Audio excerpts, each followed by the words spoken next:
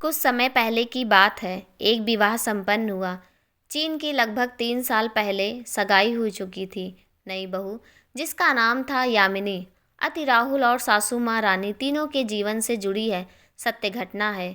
धूमधाम से यामिनी और राहुल की शादी हुई। शादी में सभी बहुत खुश थे। यामिनी भी बहुत खुश थी, क्योंकि उसने शादी से पहले 3 साल में राहुल के परिवार को अच्छे से जान लिया था। वह सभी, राहुल के पिता, माता और भाई, सभी यामिनी को बहुत प्यार करते थे और उसका ख्याल रखते थे। परिवार में राहुल, राहुल के पिता, माता और उसका छोटा भाई थे। यामिनी का पति राहुल एक प्राइवेट नौकरी करता था। यामिनी की शादी के कुछ महीनों तक सबका रवैया ठीक ठाक था। यामिनी की सास उसका बहुत ख्याल रखती थी और लोगों के सामने हमेशा यह जताती थी कि वह उसकी माँ की कमी पूरी कर रही है। परंतु क्या वास्तव में यामिनी को अपनी बेटी मानती थी?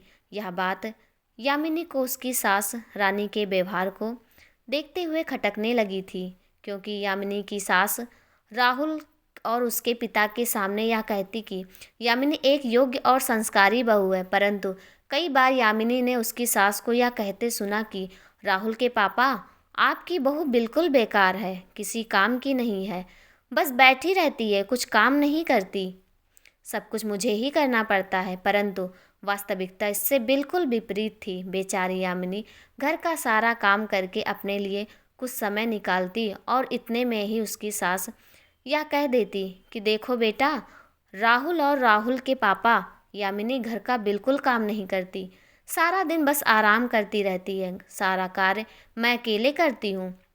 बेचारी यामिनी अपने आप में ही रोकर दुखी होकर चुप हो जाती और उम्र में छोटी और नादान थी। उसकी बात पर कोई विश्वास नहीं करता, उसका पति भी नहीं। सब सोचती कि वह कुछ काम नहीं करती, सारा कार्य तो उसकी सास करती है।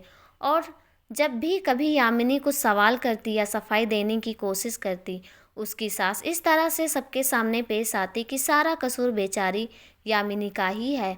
और यामिनी का पति उसे खूब डांटा और सुना था और कहता कि तुम मुझे मेरे माँ बाप के खिलाफ भड़का रही हो।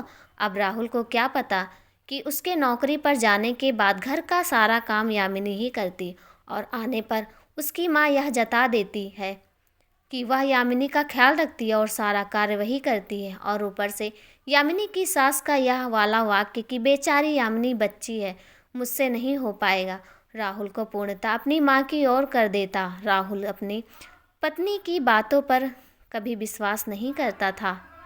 यामिनी इस बात से बहुत परेशान होने लगी। वह उसके पति को विश्वास दिलाना चाहती थी कि वह सही है, पर सास की चालों, क्योंकि आगे वह कुछ नहीं कर पाई। एक बार तो इन सब बातों के चलते यामिनी के पति ने उस पर आज तक हाथ ही उठा दिया और कहा, तुमसे घर का काम तो होता नहीं और ऊपर से मेरी माँ पर झूठा आरोप लगाती हो कि वह झूठी है। यामिनी अपमान सहन ना कर पाई कि जो पति उससे इतना प्यार करता और सम्मान देता है, आज वह भी उसकी कही गई बातों पर विश्वास नहीं कर रहा है। और यामिनी यह सोचने लगी कि सच्चे लोगों को हमेशा हारना ही पड़ता है क्या?